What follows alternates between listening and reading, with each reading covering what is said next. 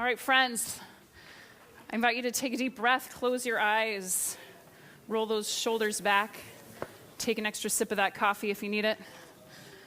Just feel your feet in your shoes, your buns in these seats just show up in this place. I don't know about you, but there's just so much going on right now in life. Just really feeling that as fall is underway. The official first day of fall is this Saturday, but we already feel it, right? We're in that time, which means two things. We've already said it. Pumpkin spice everything is everywhere. But it also means there's just potent reminders all around us of change. So this season, I think fall perhaps more than any of the other seasons, Mother Nature spoils us with this splendid show of everything being transformed in ways that look like falling and emptying, death, letting go, as trees become bare, as gardens become fallow, as the vibrant green that we know around us turns yellow and orange and red and brown and then to nothing. So we're so immersed in a season of change. So friends, as we enter another fall season of change, we're kicking off a season here at Salt House of weaving together some of the important themes that have defined us as a community. Some of what we'll cover this fall will not be new for some of us, so we're going to review some things in a sense, but we've never woven it together in the way that we're going to today and in the weeks to come. So in that sense, it'll be a new experience for us. And I'm so excited for it and for the vast amounts of territory that we're going to cover today as we set it all up. Seriously, a lot. You ready? It's gonna be a lot, and I'm very excited for it. So I hope that you've had again that coffee, and where we're beginning with this is a starting point in change. So I wonder, how do you feel about change?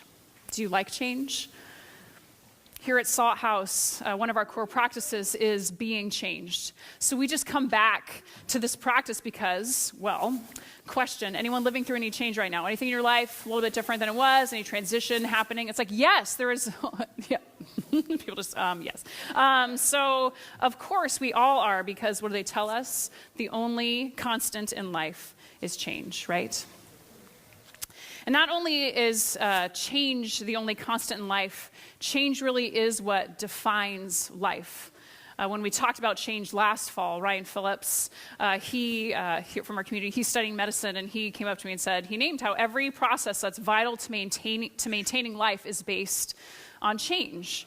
So the only way to stop change from happening in living things is to freeze it, solid, to stop it. So really that's death.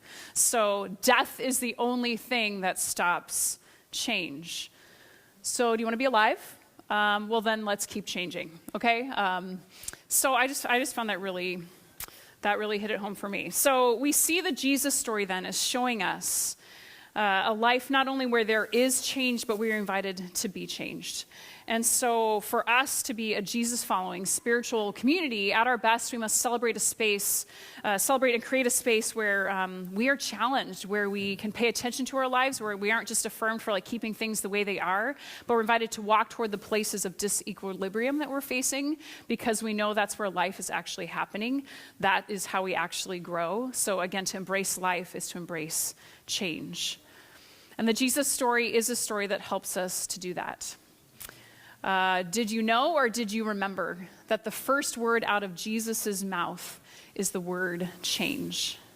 In Mark's gospel specifically, it's usually translated as repent, but the word itself is the Greek word metanoia, which quite literally means to change your mind. So Jesus' first word was change, and it's mind, heart, soul change at that.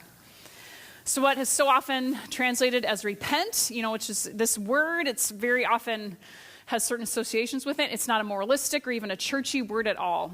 As Richard Rohr puts it, Jesus' first words here when he says metanoia, he says it's a clear strategy for enlightenment for the world, which maybe we don't have the slide for, that's supposed to be there. So Richard Rohr says it's clear strategy for enlightenment for the world.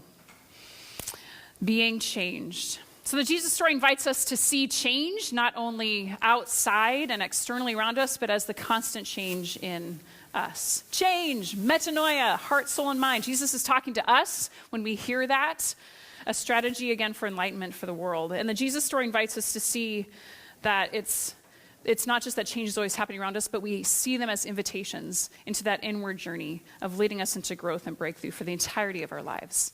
So again, we've said this before, but this fall, our sermon series on Sunday, like this content, the experiences that we've designed for us to enter into will help us into this process of being changed.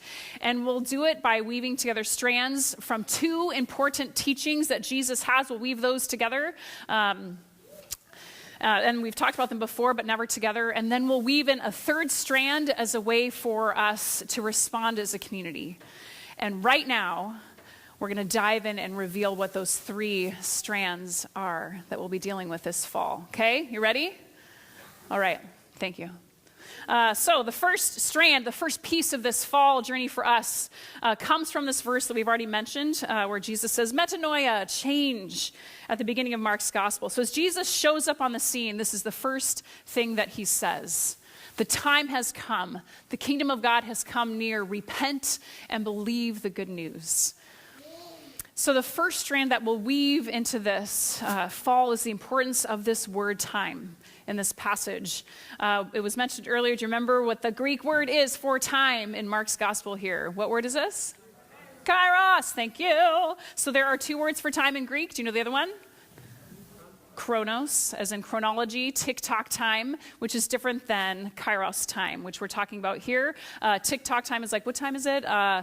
Kairos is, we had such a great time at the party, right? We talk about time in that sense, outside of time that we usually, outside of TikTok time is Kairos time. So just focus in for like 1 minute, because I just want to walk through this passage and and give some different understanding to it. So in this text, Jesus says the time has come, which means right now, an experience is happening, right? Time as an experience. Right now, an experience is happening. So what is that experience? Jesus says the kingdom of God has come near.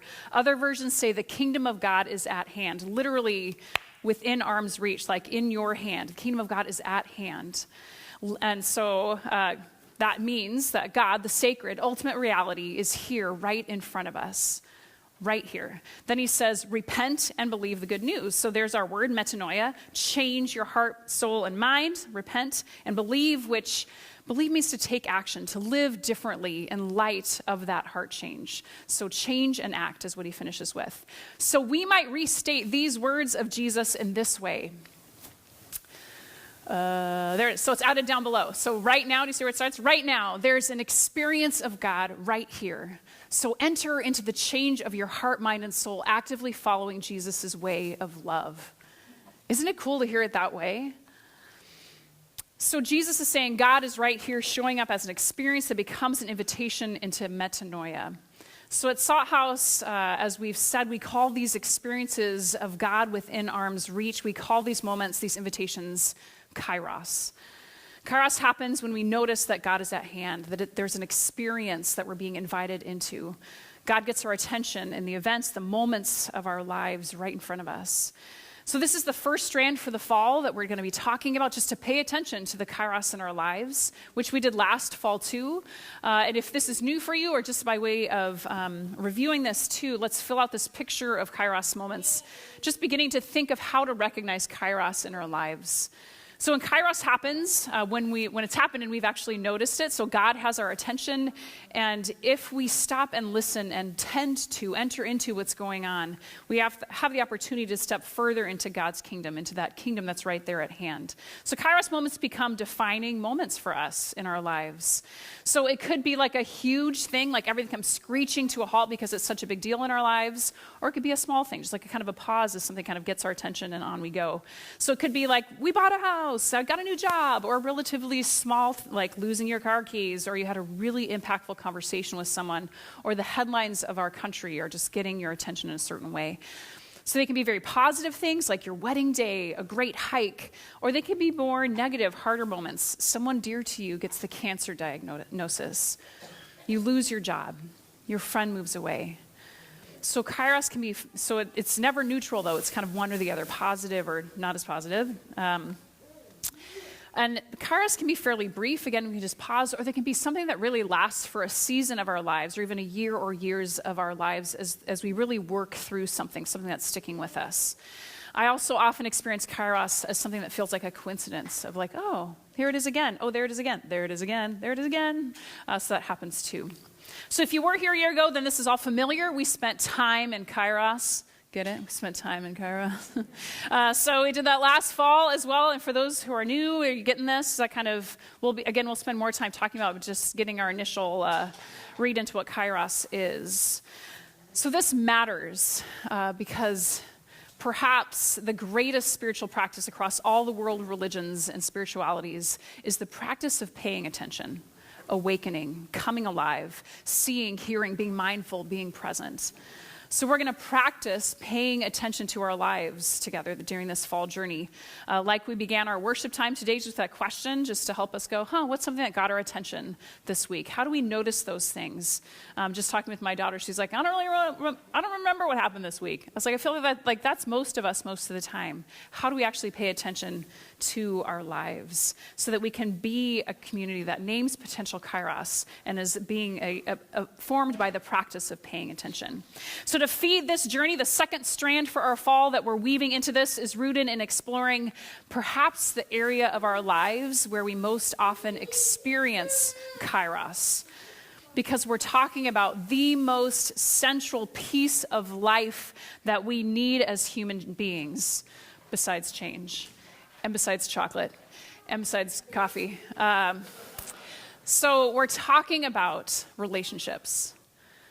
There are a million ways to enter into a conversation about relationships. Where we're headed with it this time is following Jesus' pattern for relationships as a way of finding better balance and the love that we need to live and thrive in.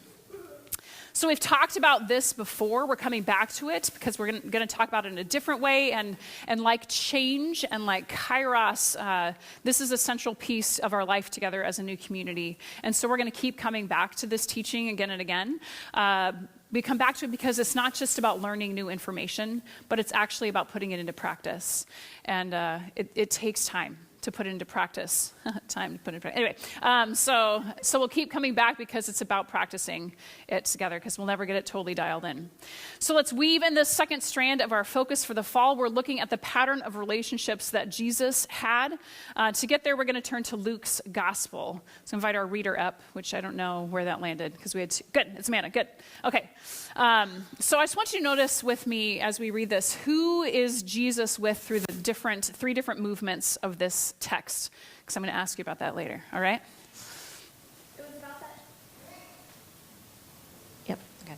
It was about that time that Jesus went out to the mountains to pray, spending the night in communion with God. At daybreak, he summoned the disciples and picked out 12 of them, whom he named as apostles. Simon, to whom he gave the name Peter, to his brother Andrew, James and John, Philip and Bartholomew, Matthew and Thomas, James, Ben Alphaeus, and Simon, who is called the Zealot, Judas ben James, and Judas Iscariot, who became a traitor. Coming down the mountain with him, Jesus stopped at a level area where there was a great number of disciples.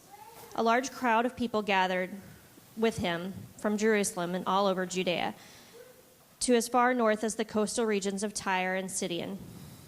People who had come to hear Jesus and be healed of their diseases, and even to be freed from unclean spirits.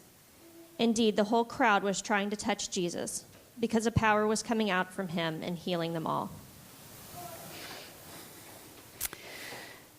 So Jesus had a particular way of relating to the world around him, and we can look to embody those ways uniquely as ourselves. So again, we kind of look at this pattern that Jesus lived. It's not a cookie cutter, and therefore I do this, but it is like, how do I own this in a way that is true to who I am and this pattern that Jesus shows us? So one of those ways is, as we've said, it's paying attention to how Jesus spent his time, specifically who Jesus spent his time with. Jesus had 3 primary relationships that he held and balanced. In other words, Jesus had 3 great loves. We're invited to have these same great loves too, to spend time in these 3 primary relationships. And we can see them as the points of an equilateral triangle. So the first relationship, who does Jesus first spend time with at the beginning of our text? He's with God, yes. He spends the night away on the mountains to pray, to be in communion is how it says in this text. I love that. In connection with God. And Jesus does this regularly, right? We see that throughout his ministry and life.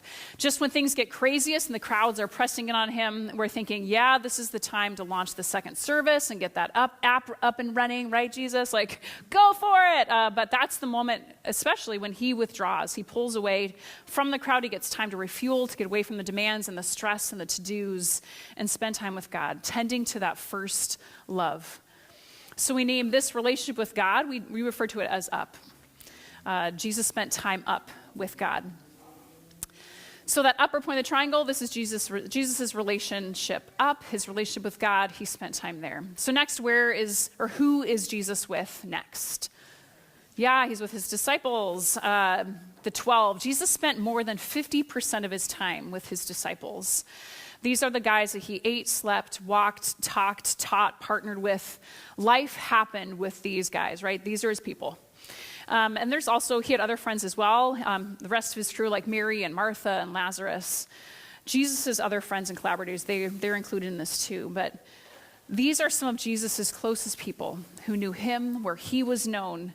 So these are the in relationships on that triangle, that other corner, that point. So Jesus spent time in with his people. That's his second great love.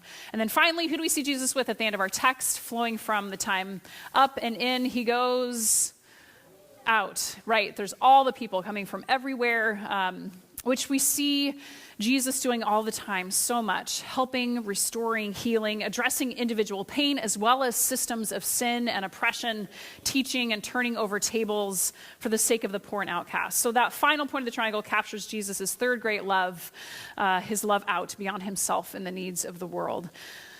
So Jesus spent time up, in, and out, tending to, making time for each of his three great loves, all three. And so we then look at this and we get to hold that question of, what about our three great loves? What does it look like to pattern our lives in this way, balancing our time up with God, in with our people, and also out in the world beyond us, outside of our comfort zone? Like Jesus, we need all three. And it's hard to make time for all three. And though I don't think we can ever balance them perfectly, I don't think it's ever this, equilateral triangle and all is all zen perfect right now. It's never all in perfect balance relationally. But I do think it can get very out of balance. And maybe you've never thought about it this way. Times when you have felt spread thin, when you have felt off, felt out of balance, maybe that's now. Could it have been a lack of time spent up, in, or out that fed to that feeling of imbalance? And so this triangle becomes a tool for us to live with, a pattern to follow, a consciousness to embrace, following this pattern of Jesus. And this is what then we'll dive into the fall. Today is just the introduction to this kind of big picture, the map where we're headed. Again, we want it to be more than just information, but really dig into it and feel like, how do we actually pattern our lives in this way? So this fall, we'll work our way around the triangle, teaching on each relationship, also experiencing each of these areas, as well as hearing stories from people within our community, their own stories of up, in, and out, how they play out in real lives, hearing about kairos and change and relationship dynamics in ways that will help us own our own story and relationships too. So see what I mean? So much kairos is going to come out of this, right? Let's talk about relationships, see what happens. All right, so you're hanging in? You good? So we've got two of those strands woven in there. We still have a lot more to go, so hang on, because it's just so good. All right, so ready? Ready for more? Ready? All right. So we got kairos, we got our three great loves, and then finally, the third final strand of focus this fall is weaving in the opportunities to put this all into practice here in community at Salt House. You see, at Salt House, we try to take this relational pattern of Jesus, the three great loves, as something that we follow not only as individuals and try to be people who practice this together, but we try to actually shape our community life in this way too, letting this pattern form how we even do our Sunday morning experience and our ministry and teams and groups. So we've taken the up, in, and out language to say that here at Salt House, we come, thrive, go. It's just the way we capture that. Our version of up, in, and out, you've probably heard that before. And we're invited then into connection with God. God says, come y'all, to anyone and everyone. We embody that with our radical welcome and affirmation of all people. We're invited to thrive in community, growing, being changed, being supportive and prayerful with each other through times of transition. Then we also talk about how we go. We are people who are salt in the world beyond these walls, drawing out the flavors of God like salt does, drawing out that flavor of God in the world all around us as we live in the love that we've been given. So come, thrive, go. And if you've been around Salt House this last year, then you know that we just are a new church again as of July. We're 3 years old, but this July we launched from our parent congregation.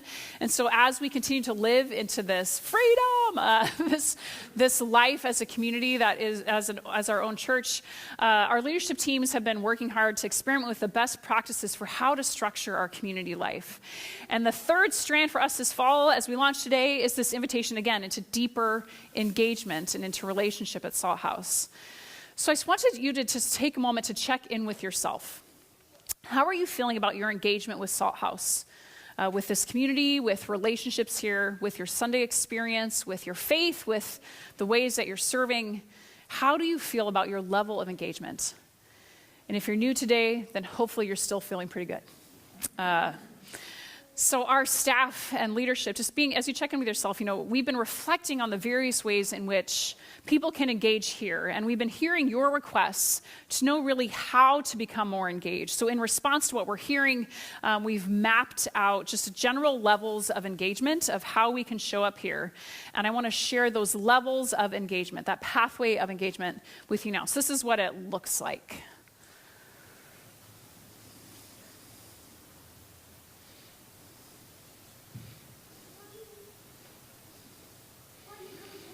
Pathway for deeper engagement at Salt House. So there you have it. We try to kind of like put it in a triangle, shape to keep it all consistent and triangle-y. So you're welcome. But it really is also this kind of movement as well. It captures that there are levels of more and less engagement with time, with more time and relationship engagement, the further to the right you go, right? So further through the rainbow that you go. And to be clear, this isn't like a linear progression, like you start in number 1, you go to number 2, like that isn't how it's intended. So you're not supposed to like find like the pinpoint of where you are and like work your way to the next one. That's not the intention. Most of us are actually in more than one of these a lot of the time. So instead, it's more like looking at considering how you want to engage in relationship for this season and understanding that these are options for what that can look like to help you make that ideal that you have a reality. Does that make sense? So this isn't like, follow these 5 steps and you too will be fully engaged. That's not the point, right? It's like, no, these are ways to be engaged based on where we're at, and that can vary for different seasons for us. So I just want to walk through this pathway quickly just to pull out, and then in a moment we're going to pull out that long piece of paper, but not yet. So put it away. No, I'm just kidding. And then we'll look, because in there is actual options that kind of fill out what this is, but this is the framework that we're working with. So first, on that far left in the red box, we have, there's the level of engagement that just looks like showing up, simply being here, right? And let's be honest, this is a thing and this is enough. There are all kinds of reasons for folks to be a part of Salt House at this level of engagement. They're showing up, and that's awesome. Whether they're recovering from hurt or feeling just overwhelmed by life, like getting here is enough, or they're just checking things out. That's awesome. So show up, and you are a part of us. You are engaged at that level. We also very intentionally included, we said simply be here or tune in digitally. We just want to name that there are people across the country who tune into our podcasts, into our videos. And so we're grateful for your engagement too. Thank you. You are part of us. So thank you for that. So then there's a step of more engagement when we choose to connect and converse on Sundays. So in the seats here in worship, as well as sticking around for the meals that we have, sitting down at a table with strangers to eat food, that's a thing, right? Like that is a level of engagement. That's a thing.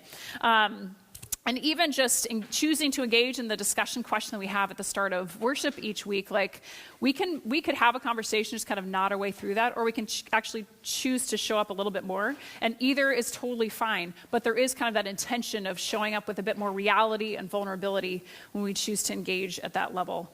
So we're just acknowledging that this is another level of engagement when you're actually here and entering in a little bit more. Then there is this yellow box, engaging as a volunteer. Salt House is, especially our Sunday morning experience, is held together by volunteers who do so many big and little things that make life happen here. So on Sunday alone, it is the work of about 35 volunteers that help make worship and our meal possible. And if you look around, there are about 100 people here on Sunday. About 75 are actual adults, 25 are kids. So here on most Sundays, that means all hands on deck, right? So we are so grateful for all the ways that people volunteer, many people who do multiple things. And that little sometimes, based on your availability, that's in there in parentheses, that's intentional. We're not making anyone do something every Sunday, but would love to cycle you through more or less as you would like to. But this is the next level engagement. It's really accessible because often it just means getting here 15 minutes earlier or staying 15 minutes longer or doing something while you're here. But it's a great way. You have to figure out how to do something here.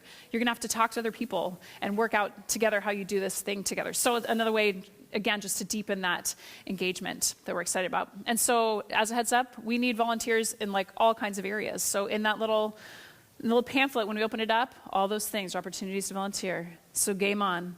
Get that pencil ready. Okay, so volunteer is the thing. Next, even deeper engagement happens when we commit to a short-term group. These are our version of small groups. We call them affinity groups as they gather around an interest, a book, a topic for a measurable amount of time. And these groups are very up and in, right? That's their focus, connecting with God and with each other. And we have an organic approach to forming these groups. We really let people, they come to us often with ideas, and we let those passions that people have drive where we head with these. So if you're thinking, I've always wanted to have a conversation about this, or I wanted to watch this series, or I want to read this book, then we would love to partner with you to make that happen. So those are our affinity groups. And finally, kind of the deepest level of engagement comes through what we call our Thrive teams. Named from that language of come, thrive, go, our Thrive teams really own, they lead, they are in charge of vital parts of our community life. They are a place for people to serve and contribute that are really shaping who we are and who we are becoming as a community. Thrive teams are formed around and out. It's people saying, I want to be part of this kind of work. I want to move outward in this way. An area of shared ministry and mission and passion. We're going to do this, like the Meals Thrive team, the Homelessness Thrive team. So Thrive teams roll up their sleeves and they get to work, and our teams could easily just do the work and kick butt and get her done and do it. And we love that, but we've made the intentional choice to curate these teams as places not only of out, but that would also be a place of up and into. So it's a group of people who come, thrive, go together in the way that they structure life together, holding all in balance. Because we want our work together to be relationally driven. We want our work together to be relationally driven. And that plays out here in our Thrive teams. Most Thrive teams meet monthly, sometimes with other special events or other tasks to do during the month. There's some variance to that pattern.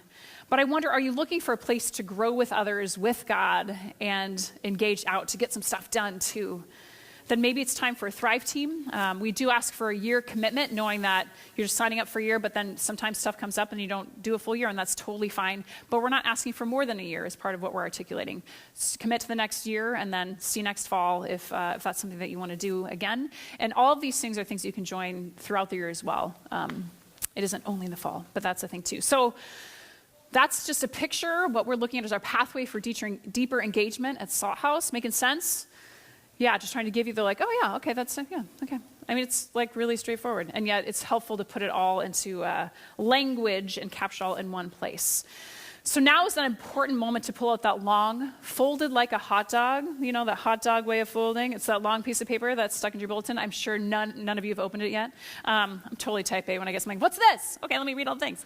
So this pamphlet captures the snapshot of what we have right here, right now as options for this fall. Hot off the press, likely to have some edits and changes that we will need to make. This is for you. And I want to walk us through these options, and as you likely already noticed, there are little circles for you to fill out or check where you want to engage or just find out more. You can't turn this in to say, I'm curious about this. You're not signing off the next year or anything. Just know that you can find out more about these options as well. So please be listening with that in mind. How might you engage? Where might there be kairos in this for you? And to be clear, you don't need to check anything today or in the weeks to come. You are fine as you are at your current level of engagement. But for many who have asked, here are some things you can think about. And as you listen, do know that these signups are all posted online. So if you don't want to do a physical thing, you can do this all online later. And also, we'll be doing signups all month. So, woo! Woo! I meant it! Exclamation point. All month, this will be happening. So so do know that you have time to think about it. Though some of our groups and things are kicking off this week too. So do make some choices if you can. So so do be listening. See for what nudges you. Also, after worship, you may have seen on our tables out there, we have some signs up. All of the leaders or members from each of our Thrive teams will be gathering at tables to have conversations with people. So pull this out, pull up a chair and stop by and eat with those people. And they'll be available to answer questions, tell you more. There's also a one-page handout that they will have with more information on the specifics of each of those Thrive teams. Got it? Whew. All right. So we're doing it. We're going to talk about all these things. Not all of them. Just let's walk through our Thrive teams, though, all right? So in your inside cover, you'll notice that list of Thrive teams in the upper left. Then on the right-hand side, there are also these volunteer spots, and they actually coordinate to the Thrive teams. So these are volunteer things that often support the work of the Thrive teams. So you might be in a space where I'm not really able to commit to a Thrive team, but I'm really interested in homelessness. So I want to be participating in the seasonal activities that happen, the movie and the craft nights and stuff that we do. So just know that there are, again, different levels of engagement for each of those teams, whether or not you're ready to commit to the team or not. All right. So I'm just going to touch on these. Too much to say, but we'll at least say a little bit. So these are 8 Thrive teams, and some of them are new as of this moment, including the first one, which is our Community Care Thrive team. So we're building this team as a place to provide support, as church communities do, for individuals and families in our community as they live through change, and particularly as they live through crisis. So for those who are drawn towards visitation or prayer or partnering with people through tough times, then the Community Care Thrive team may be for you. And since it's brand new, you really can be part of shaping what this group becomes. So Ann Anderson, I'm going to have you stand and wave. Where'd you go? Oh, you're over here. Yep, that's Ann. So she is our council. She's actually on council, and she is passionately leading this team for right now. But we're hoping for other leadership to step in as well as we get this off the ground. So Ann will be available. Find her and eat with her if you can find out more about the Community Care Thrive team. Our Garden Thrive team is emerging into a new season as well, as we see the whole of our property, any place where things are growing, as soil to be stewarded and cared for. We received this property as a gift, and we want to continue to hold it that way, as a gift to be given away and to be used well. So there are exciting opportunities on the horizon for our garden team, including developing a more garden-like feel for our patio with trees and bushes and beautiful things happening right here, but also collaborating with our Homelessness Thrive team and with the New Bethlehem Day Center, the shelter that is in our basement for families experiencing homelessness, to collaborate together, have a pea patch that families can tend to and learn about and eat from. So just really exciting stuff that this team's starting to talk about. So you do not need to have a green thumb, right? You do not have to be awesome at gardening to be a part of this team. Come and learn. Laura is leading it, and she has said, I was like, can people come if they don't know anything? And yes, the answer is yes. So Laura's going to be at the table. Come and meet her, talk with her. And again, I've already learned a lot from Laura, just as we've had these conversations, oh, that's what that plan is? I had no idea. So it's been good. So I encourage you to join that and be a part of this important work. Our Homelessness Thrive team carries out our core practice that we have here at Salt House to engage with the urgent need of homelessness on the east side of Seattle, especially in relationship to the New Bethlehem Day Center and soon the permanent shelter that's going to be built on the corner back there that used to be our property but isn't anymore because we sold it. So that's particularly where we see this engagement with homelessness playing out. This is a vital time of discernment for us to figure out how our changing relationship with the day center evolves, and as this new shelter will be built literally in our backyard, right?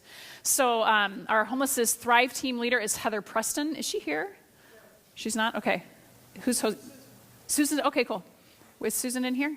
Susan Shelton, oh, there she is. So Susan will be hosting that conversation at the table, so come and talk with her about it. And there you go. All right, next, our Kids Thrive team is a team supporting the growing needs of our growing Salt House Kids program. Yeah, so this fall, the focus is on developing our experience with middle school students. Kind of part of that was our Bible experience today, which is exciting.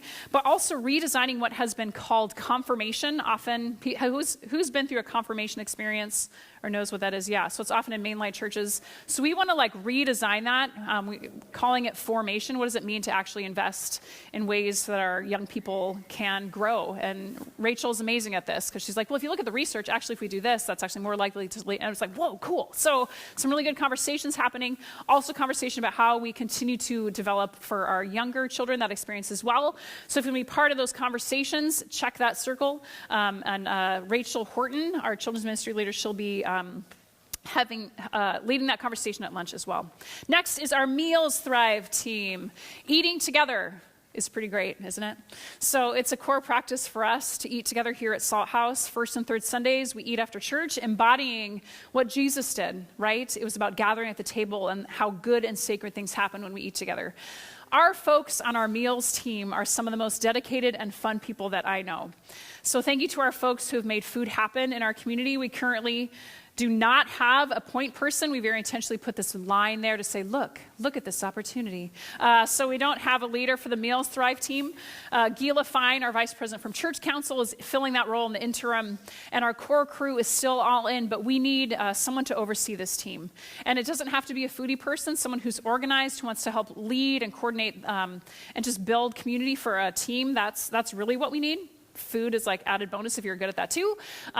So someone who's an organizer and a planner. We also do need more cooks, so that's an option too. But we're exploring also just different ways to structure this ministry and would love for others to join that team in that visioning process. So sign up to volunteer as a cook or cleanup or to brew coffee, but also to help be a part of the team. We'll have G and Jeannie. Jeannie's here. Right here. So they'll be at the table for that conversation. Next is our Property and Grounds Thrive team. Still with me? You good? Hanging? Okay. This is another one of our new teams. This team oversees the care of and the projects that we have for our building and our grounds as well. They're looking for handy people for maintenance projects to get done. Either, and if you want to be a part of the team, you can be part of the this is the priorities, these are how we're going to manage the budget for this. Or if you just want to check I'm willing to come and do a project or two, awesome, that works too. Or if you just want to come and learn more, that's great as well. So Taryn Grass, our community admin, heads up that team for now, though we're looking for a permanent leader. She's on vacation, so Jim Anderson, who's very involved with that group, will lead the conversation today at the table. So join him for that to ask your questions. Our Welcome Thrive team is forming in a new way this fall. This team will look at two primary areas. First, continually evaluating how are we doing at expressing and living out our commitment to Jesus' gospel of radical welcome for all people. How are we doing at that? How is that being communicated? What can we do better? And then second, crafting and maintaining an experience for visitors from the time they even just check us out online to the time parking to getting through the doors, through what happens here and follow up after. So again, that whole experience of how people experience being welcomed here in community. Sarah Yuri is leading that. I think she's with the kids, actually. So she's here, but she's with the kids, but she'll be doing that. She is from our church council as well. She's heading it up, but again, we'd love to share that leadership as new leadership emerges. And finally, our Worship Thrive team. This one, they meet every week. It is primarily made up of our band as they gather Tuesday evenings to practice and to be together in community. There's also planning and experimenting and pushing the bounds of worship that happens with this team. So you can be involved in a couple of different ways. If you're a musician, awesome, do that. But you can do that in the I want to be there every week, or just help sometimes, or be part of the planning. So consider the Worship Thrive team for that, headed by Jason Bendixson. Find him at lunch. I do want to mention too, what's in here, our personnel and finance teams are there. These are teams that are required by our Constitution, that we're governed by, so our church council helps appoint these teams. They are committees that you are also welcome to join. Personnel oversees our staff.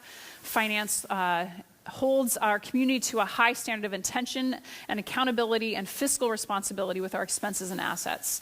So if you have curiosity about that, you can join our finance team. Lead will be at the table. Greg Fenich is here, so he'll be having conversation, as well as 2 members of our personnel team, Catherine Buffum. Back here, she'll be there, as well as Kristen Pascal. Oh, you're in here. Yeah, oh, there you are. Okay.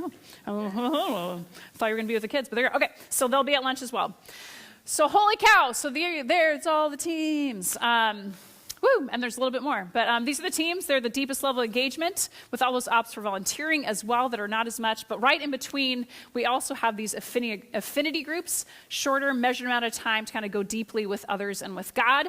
I'm just going to run through these quickly. We have 4 options kicking off this fall. Our Tuesday morning men's group meeting weekly at Salt House, a place to engage with other guys.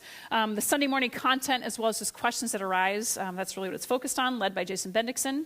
Next, Ryan Phillips. He's right here if you're interested in talking with him. He's leading an affinity group exploring the relationship and role of mental, physical, and spiritual health in Christian communities and how they interact with the world. You guys, Ryan's going to actually speak about this next Sunday, so we'll get to hear more, and he's going to talk about his own journey and why he is compelled to invite us into this conversation. Ryan is studying medicine. He's lived in India. He'll tell you more. But it's going to be so good. Like, he brings up questions, oh my gosh, I've never thought about that before. Like, just really great stuff. So this group will have 6 meetings, Sundays right after church on the Sundays when we don't have a meal. Does that make sense? So the 2nd and 4th Sundays actually start in 2 weeks from now on September 30th and then carry through December 9th.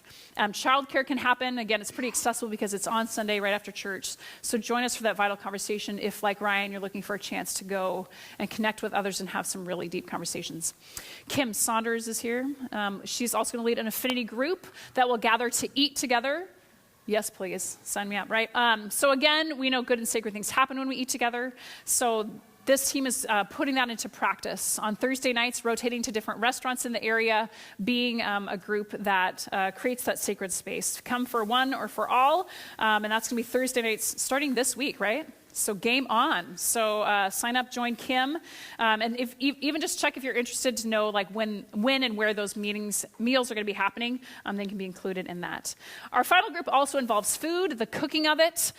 This one has a different pace. It's going to be every other month. I'm not sure if it's at every other month in here, but it's it's not once a month, but every other month. Taryn Grass is leading this as a chance to be here, learn some great, easy, delicious recipes, cook together and eat together. So just a really great opportunity with that one as well.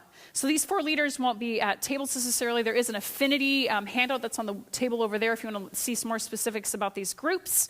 But there you have it. And again, there are these options listed. Like, let us know the Thrive team, the affinity group that you're cooking on, that you're thinking about. We would love to make that happen as well.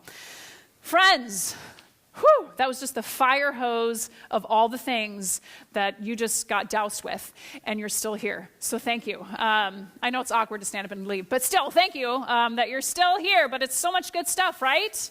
Good stuff. So thank you for hanging it in. And if this is just like feels too super churchy for you and you're just not interested, again, just show up and that's enough. This is for folks who are looking to contribute to community and who've been asking and hungering for this. And so that's for those who have that itch or curiosity. So again, please check in with yourself. What is piquing your interest? Where might you say yes to what is possible? Both opportunities to serve as a volunteer, lower engagement time, or potentially joining that affinity group or the Thrive team for a kind of a deeper commitment. Is this a time in your life where you're like, no, I'm good? That is awesome too. But what is your pathway for engagement? What might engagement look like for you at Salt House for the next season, for the next year? So we weave all 3 of these strands together for our fall focus, all 3 strands of Kairos, of our 3 great loves and how this invites us into engagement. We weave this together beginning today, and it all comes together for, are you ready to finally hear the name of our sermon series? This massive journey and focus that we're on together. Are you? Yes. We're calling it